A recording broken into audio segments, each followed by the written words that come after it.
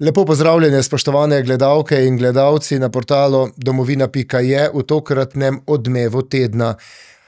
Spomnili se bomo papeža Frančiška in slovenske delegacije in tudi Instagrama, ki so ga izkoristili vladajoči o pogrebu papeža Frančiška.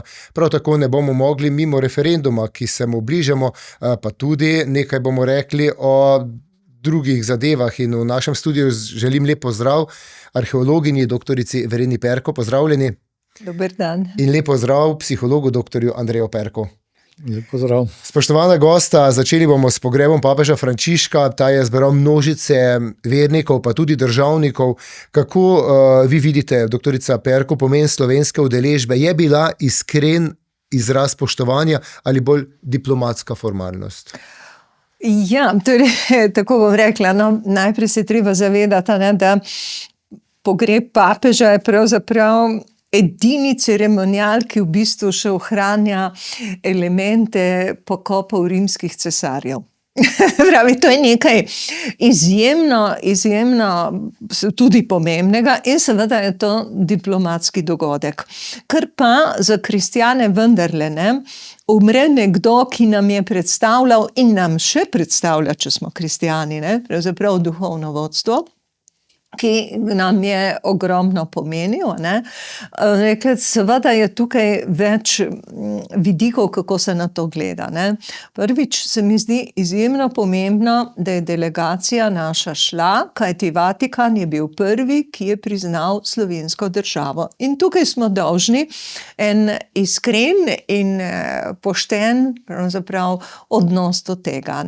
In seveda druga stvar pa je odnos, ki ga imamo, recimo odnos do kristjanov, ki smo soudeleženi bili na duhovnem načinu pri pokopu papeža.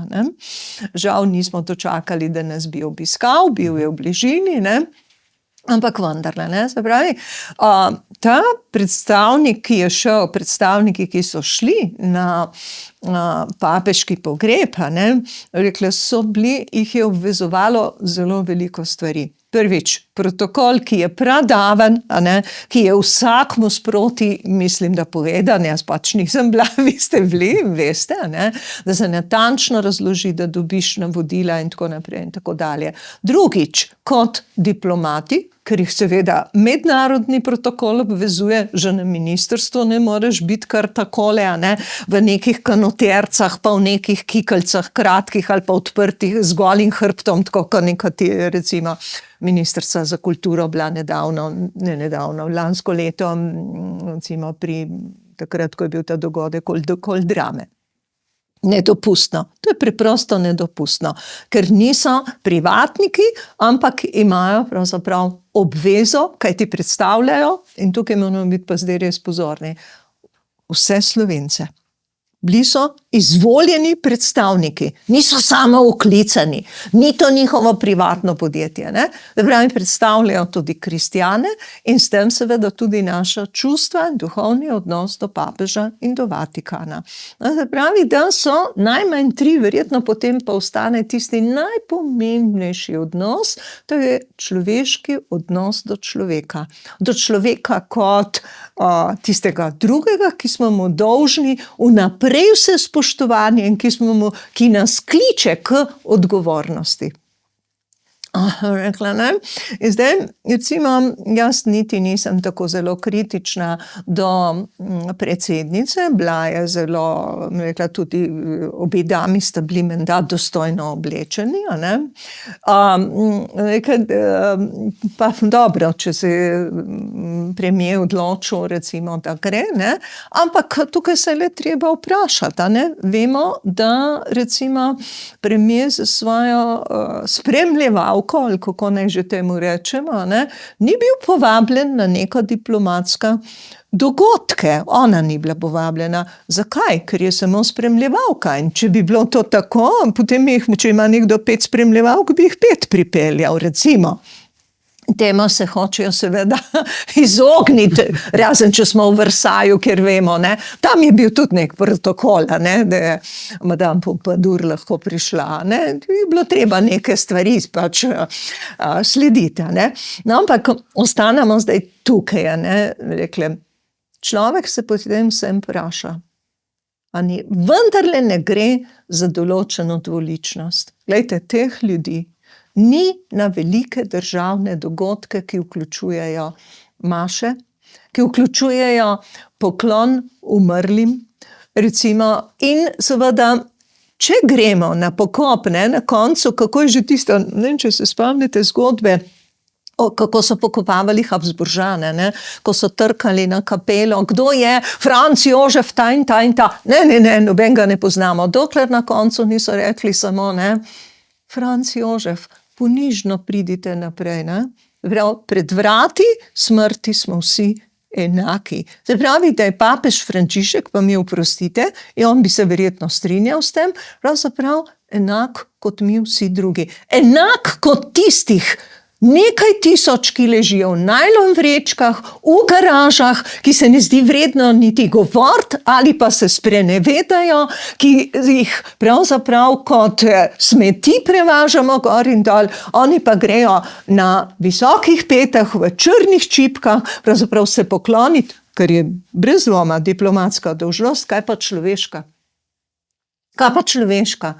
Mislim, in to še ne sem nakratko omenim, nakratko potem predam seveda Andreju, ker je psihološki primer to, ni več arheološki, da se pojavijo posnetki. Čakajte, ljudje božji.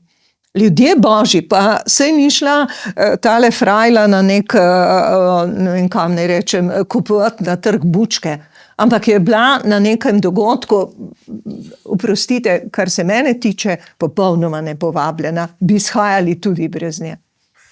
Hvala lepa, doktorica Perko. Doktor Perko, ta dvoličnost v tem primeru slovenske politike na eni strani, iskreno, globoko spoštovanje in opevane besede o papežu Frančišku, na drugi strani pa vidimo, da država s cerkvijo nima urejenih zadev in tudi v tem mandatu te vlade se kaj dobrega cerkvi ni zgodilo. Ta dvoličnost, kako razumete, kako vidite vse skupaj?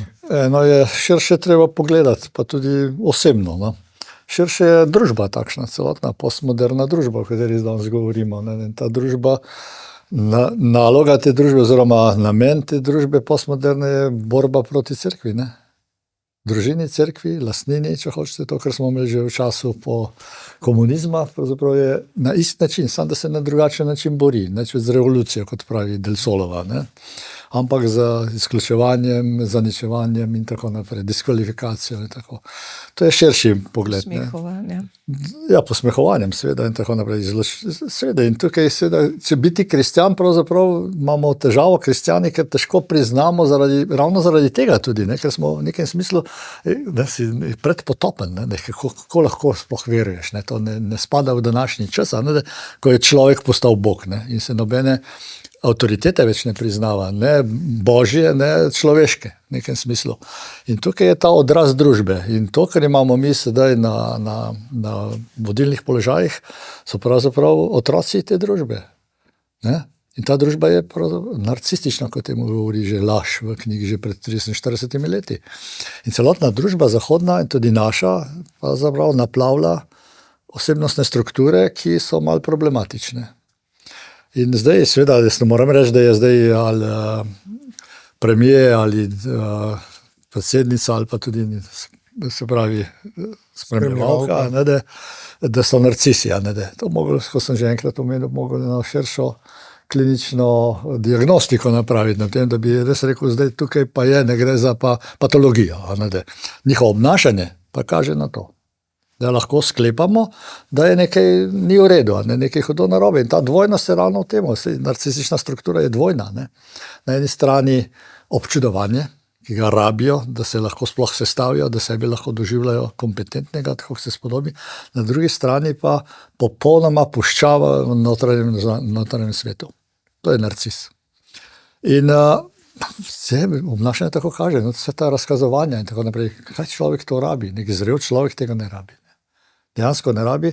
In tukaj pa rabijo neprestano nekaj, da so v središču pozornosti, da so občudovani, da jih občudujejo. Ker za narcisa je tako značilno, da ga morajo drugi občudovati, edino tako se lahko počuti tako sestavljenega skupaj, kot temu rečemo, Ali pa da ga on občuduje nekoga, ne, ta dvojnost. Ne, da in tukaj pri tem gre za to prvo. In potem seveda potem je logično, da tudi ob prepovedi v nekem smislu izrabijo to, preskočijo to, da so zopet v prvem planu, da so občudovani v nekem smislu. Koliko so občudovani, ne vem. Ne. Ampak njihov občutek tega, ne. Oni rabijo to v nekem smislu, ne. Pa to je popolnoma nezrelo, da ne bom rekel patologija. Spoštovana gosta, kaj nam takšne reakcije in takšne objave povedo o stanju politične kulture na eni strani, pa tudi spoštovanju Vatikanskega protokola na drugi strani, in pa mogoče še, ali kakšne psihološke vzorce lahko prepoznamo v načinu, kako oblastniki danes komunicirajo s širšo javnostjo, mogoče dr. Perko, na to pa doktorica Perko. No. Ja, to sem že malo govoril o tem. Tukaj, veste, je značilno, bi se rad ustavil na že več kot 100 let bo kmalu, da knjige Gaseja, se pravi španskega filozofa, Upor množic. Ne? On je krasno razložil v tej knjigi, pa je malo pred drugo svetovno vojno, nekaj je ta nacizem se dvigoval, napisal pa je, aktualna je pa še danes. Aktualna pa še vedno danes.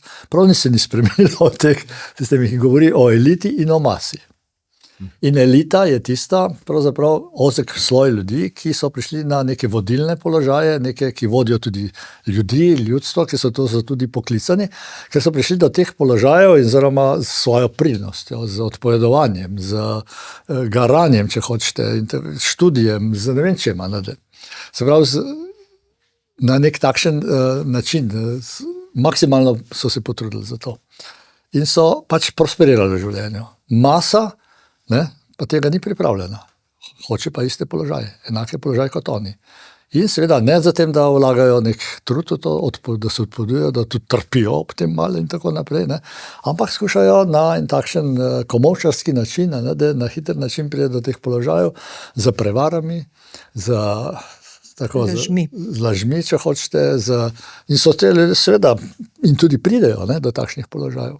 Problem pa je v tem, ko eden takšen pride na takšen položaj okrog sebe, ker ima moč, zbira ljudi, ki so njemu pač seveda, ki ga ne bodo prvič ogrožali, to je v vseh strukturah družbe, od fakultet, če hočete, in tako naprej, ta profesor izbere asistenta, ki mu da bo, naprimer, konkuriral v nekem smislu, in potem imamo, kar imamo. Ravno tako z družbo, ne.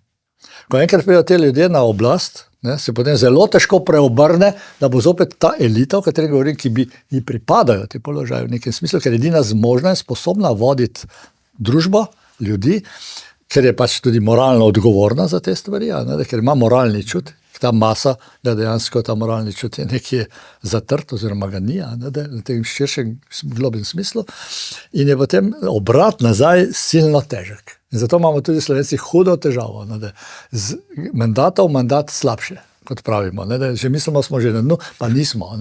In še bolj globlje padamo in tako naprej. In ta presuk, kdaj se bo zgodil, jaz upam, da bo, ker problem pa je tukaj, ne pravijo vedno politiki ta floskula, ljudstvo ima vedno prav. Jankol nima prav. Ne mogoče, ker deluje na ta način, ki sem zdaj razložil. In tako ga je treba, ljudstvo lahko hitro ga pelješ, kamor hočeš. Vse to pa piše krasna knjiga od Desmet, ne vem, kako se izgovori. Matijas Demet, francosko. Psihologija totalitarizma. Kako, naprimer, maso lahko ena takšna vplivni, se pravi, te, ki imajo moč, ljudje, kako ga peljejo, kar pelje tudi v totalitarizem. In dejansko jaz malo občutek, da že malo totalitarizem že rinemo.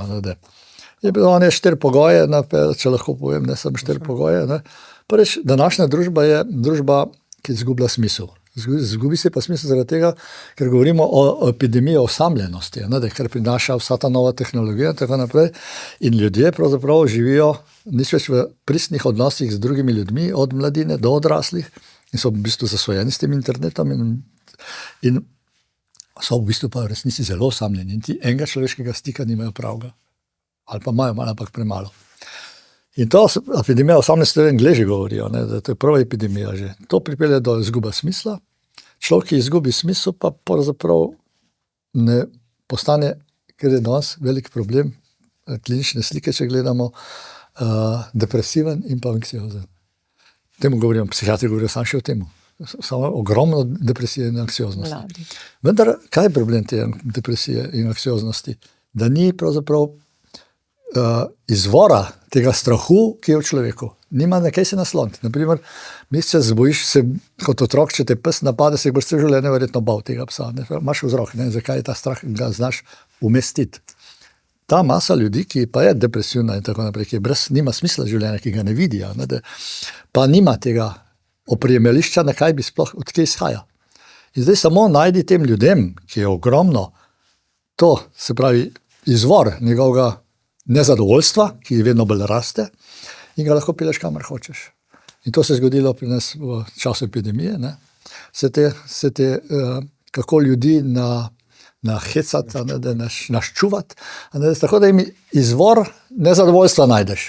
In to je bil Janša pa vlada. Točno to. Ne? In se je ta masa sprožila.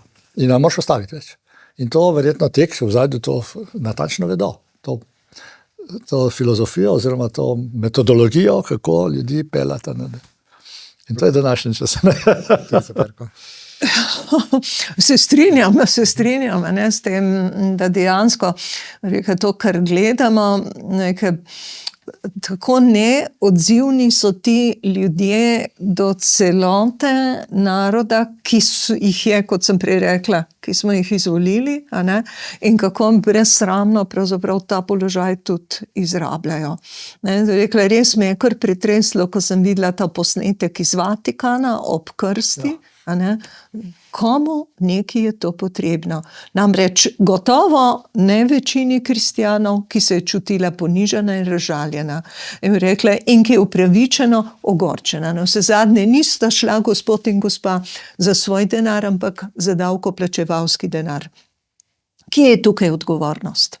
Rekla, res izrabljeno in kar pravi Andrej, to je res. Ne? Tukaj je neskončna praznina, neskončna zloraba pravzaprav na najrazličnejših nivojih pravzaprav. Spoštovana gosta, za nami je tudi dan upora proti okupatorju. Znova so se nekako odprle stare rane glede domobrancev. Kako komentirata način, kako politiki danes izkoriščajo praznike za utrjevanje lastnih ideoloških pozicij? Doktorica Perko. Ja, torej, naša družba rabi zdravilen, odprt pogovor. Dialog. Če bolehamo za nečem Slovenci, je to odprto se pogovoriti o neki stvari. In nabralo se jih je toliko, že ne samo od leta 91, od leta 45, ne? Ampak tam do 91 vendarle so bili nekje, smo zmeraj lahko pokazali s prstom v Beograd. Kam pa zdaj? Kam pa zdaj? Zdaj pa ta prst se mora na nas obrniti in mi vsi smo dolžni pravzaprav zahtevati, da se pogovorimo o stvareh odprto. Namreč ne zato, da bi kazali en na drugega, ti so bili zločinci, oni so bili zločinci. Brez dvoma, zdaj govorim samo o vojnem času, a ne? Brez dvoma ni bilo lahko in je nepredstavljivo in ne vemo, kam bi se mi postavili v tem položaju. Po vojni pa mislim, da je zelo jasno, ne? Kar je bilo zločinsko, o tem je treba pravzaprav doreči, o tem je treba pospraviti, o tem je treba dostojno pokopati, pokloniti se pravzaprav spominu na te ljudi in na njihovo trpljenje in z tega ven bo pravzaprav zrasla ena nova družba. Ne? Tako da na obeh stranih bi morali razmisliti o temu, kar smo dolžni dati še preden odidemo. Ne? Zdaj smo že generacija 30 let, ne? Da so pred nami tile otroci, ki pravzaprav so sprejeli samo eno gromozansko črno torbo, ki jo ni moč odložiti na avtobusni postaji. Ne? Tako se mi obnašamo. Tukaj, in tle bi bile dolžne, kdo je dolžen pravzaprav spodbuditi dialog? Vse ustanove, posebej kulturne ustanove, odpirati, govoriti, arhivi do neke mere so, knjižnice do neke mere, muzeji skoraj da niso, razen nekaterih, Rekla, in pravzaprav tudi vsi ostali, tudi mediji, in tako naprej. In bo rekla tudi cerkev, na vse zadnje pozvati, da govorimo o tem, o ljudeh, ljudje smo zmotljivi, vsi bi bili sposobni pravzaprav v nekem trenutku, najbrž se sliši grozno, ampak to je Hannah Arendt opozorila, vsi smo sposobni v nekem trenutku najstrašnejših zločinov, se pravi, vase pogledati, in dejansko pravzaprav to presežiti. In tukaj imajo politiki še posebej pomembno vlogo in nalogo, ki jo niso opravili in ki jo je treba opraviti. Tukaj gre seveda za ideologijo, tukaj gre za interese. Niti leva, niti desna stran, ne vem, če ima res pravi interes globoko v sebi, da se to uredi. In se ima svoje volivce s tem, da s to eno in drugo stranijo. In se tem volivcem noče odpovedati. To je to. In tukaj je problem, zakaj ni pripravljenosti na to, ampak samo podpihovanje. In tukaj sprava, o kateri govorimo že vsa ta leta, že od tega Kočevskega Roga naprej, od Kučana in Šuštarja, se pravi Škofa, ni možna zaenkrat, po mojem mišljenju. Ni možna, dokler tukaj gre za duhovno rano. Dokler in Slovenci ne bomo, tudi v tem, ko so se prej pogovarjali, v tem političnem smislu napredovali in neki preboj napravili na nek normalen, višji človeški nivo, dokler se ta duhovna rana ne zacela. In to je poboji, ki so tukaj in načrtno se jih poriva stran. Se vidite, kaj se dogaja vsem tem, v Ljubljani, Janković, od pokopa teh pomorjenih Romov in tako naprej. Kdo pa je Janković? Katastrofa, Že sam ima to svojo linijo in določen procent, kar velik procent ljudi, ki bi se obrnili proti temu in jim ni interes. Malo za hec, malo za res. Se spomniš dr. Rugel, ki je rekel, ogromno borfike, še alkoholike samo zdravo. Ogromno je bilo nekih akcij v zgodovini Slovencev proti alkoholizmu, proti alkoholu in tako naprej. Pa rekel dr. Rugel, poslušajte, nikoli nič resnega. Zakaj? Ker stranka alkoholikov je največja stranka v Sloveniji. In politik ni toliko nor, da jo bo vrnil proti sebi. Ravno tako je za takšen predsednik. Tako ni interesa globjega v tem. In gotovo so interesi tudi pri strani referenduma, ki je pred nami. Spoštovana gosta, ob skorajšnjem referendumu o privilegijih je opaziti dvojna merila pri govorjenju na eni strani o socialni pravičnosti. Zakaj po vašem mnenju v Sloveniji še vedno znova toleriramo takšno politično hipokrizijo? In še Levica govori, kako je za kulturo, pri gradnji garažne hiše pa se ne zgane, daje pa pokojnine peščici ljudi, doktorica Perko, glede na to, da ste se precej razjezili že glede tega. Ja, kdo se pa ne bi. Prvič je tukaj veliko vprašanje, seveda, zaupanja, ki ga državljani damo komisijam, ki podeljujejo te nagrade. In jaz bi rekla, kako notri sedijo pravzaprav ljudje, ki so, pa vedno bo, ta svet je pač tak, je črn in bel, rdeč in vijoličast in ne vem še kakšen. In tako bi morala biti tudi komisija sestavljena. Pa, da imamo pravzaprav ljudi, za katere vemo, da bo a priori deloval politično. Ob tem lažemo z ministrstva dol, da bomo vse depolitizirali. Rekla, kar noben normalen človek, ki je nekoliko študiral kulturo, pravzaprav ne more tega in ne sme tega na glas reči, ker to je nemogoče. Vedno vse odločitve so politične, vse zadnje se delamo z denarjem države. In seveda zdaj potem, ko dobijo te stvari, pravzaprav stvari, ne umetnine, ne morem reči. Nekateri da, nekateri brez dvoma so zaslužni, nekateri so si, rekla, in je prav, da država to oceni in je prav, da nagradi in so bili nagrajeni. Ja? Mnogi med njimi niso vredni in vemo, o čem govorimo in so žaljivi do ljudi. Recimo to, da ne govorim, da prerežeš zastavo, no se zadnje je mogel nekdo kazensko odgovarjati. Naj si to drzne napraviti recimo v kakšni drugi državi, na Tajskem recimo, naj si to drzne napraviti. Bomo videli, kakšna nagrada in kako dolgo bo. Ne, rekla. Ne, in gremo naprej, dojenje psov. Čakajte, o čem govorimo? Prostite, a se je meni smešalo ali se komu drugmu? Se tlele gre vendar za akt, ki je nemoralen, ne? Ko govorimo o nekih stvarih, ki so stvar zdrave razumske presoje. In zakaj gre za cesarja, ki hodi brez sramu nakokoli? Ne? In dokler seveda, to pa je zdaj odgovor, bomo vsi tiho, da cesar se bo sam sebi zdaj še naprej najlepši, najboljši, največji, da ne pretiravam zdaj. Ne?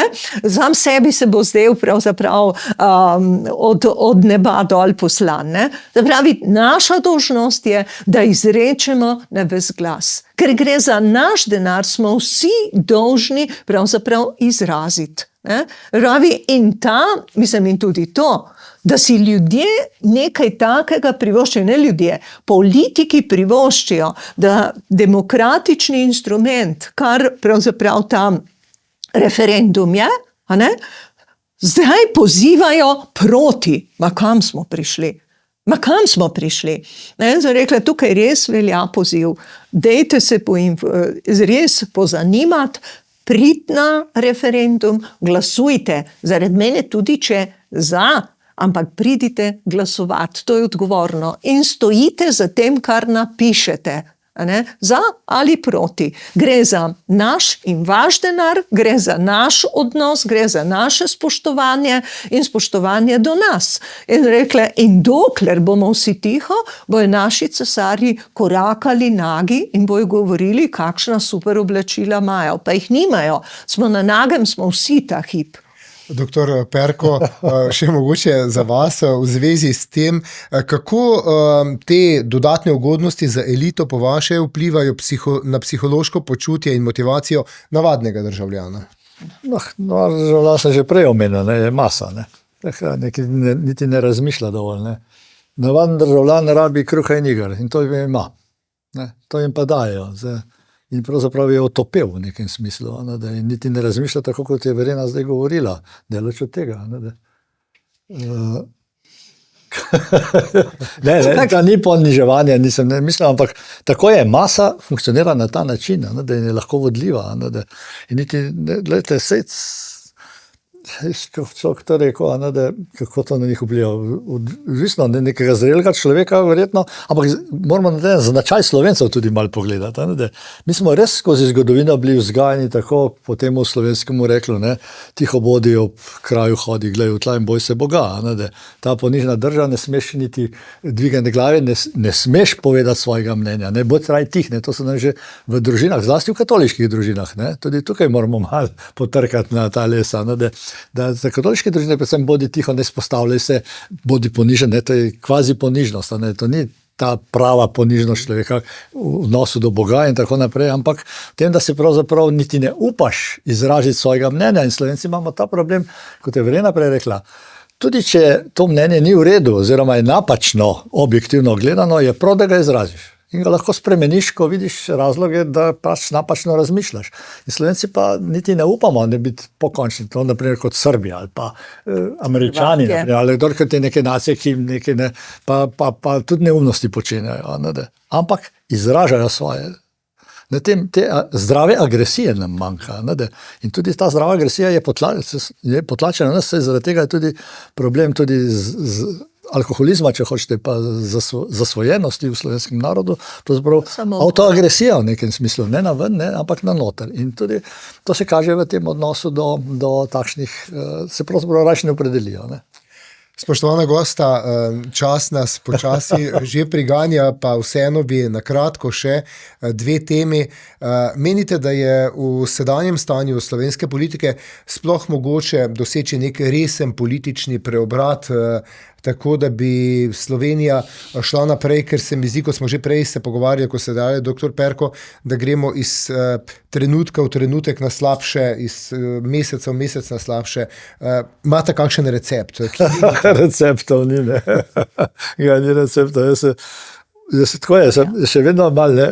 Ko gledaš, ko vidiš realno sliko, si lahko malo pesimističen. Ampak prav pa je, da smo kljub temu upamo na to in ta upanje zadnjo umre, kot pravijo, ne, da se bo reko zgodilo nek preobrat, ne, da te sile, ki so v ozadju, ki to pravzaprav igrajo se, ne, z ljudmi in tako naprej, da bojo izgubile svojo moč, ne. Pa da bo neka zdrava pamet Ampak jaz bi rad omenil samo še to, ne, ko sem prej omenil. Ne. Tukaj ne gre samo za psihologijo, za sociologijo, družba kot takšna, tukaj gre za duhovno sfero. Na tej duhovni sferi pravzaprav mi popolnoma ne razmišljamo o tem. Človek in družba pa smo tudi duhovna bitja v nekem smislu. In tukaj gre za neke duhovne borbo pravzaprav dejansko med svetim, dobrim in zlom. In da to pozabljamo. Ne? In tudi kot kristjani bi morali, če ne drugega, saj veliko moliti glede tega, ne? Da je to upanje s tem zbojati, da pravzaprav tudi na tem področju, da se očisti nekaj. Ne? Tukaj gre za to neko prvobitno zlo, ki pravzaprav se vtihotaplja v našo družbo. In to je ta rak rana, o kateri govorimo. Zelo podobno bi rekla, ja, da dokler imamo svojo vero, pravzaprav moramo zaupati, moramo verjeti in imamo seveda tudi orožje proti temu. Ne? In to seveda je molitev in neka tudi zavest, da smo potrebni in da imamo nalogo, ki jo je treba opraviti. Tako da kristjani ne bi smeli biti nikoli masa in tudi verjamem, da nismo. Ja. Doktorica Perko in doktor Perko, le misel, v teh dneh 1. maja slišimo številne obljube, kako bo delavcem bolje, kako bo delavcem se lepše pisalo. Na drugi strani imamo še vedno stavkajoče zdravnike, prav tako imamo precej nezadovoljnih v javnem sektorju. Mogoče vajino sporočilo ob prazniku dela, predvsem pa ob prazniku svetega Jožefa, delavca, se mi zdi, da bi bilo potrebno prej ta lik postaviti v spredje kot kakoli drugega. To se že verjetno omenila, ne. Seveda, vsak človek, tudi svet Jožef je imel, pa tudi kdo drug, ne, pa vsi imamo svoje naloge, ki jih moramo izpolnjevati. In če v skladu s tem živimo, veste, potem lahko najdemo, temu bi rekel Viktor Frankl, ne, svoj smisel življenja.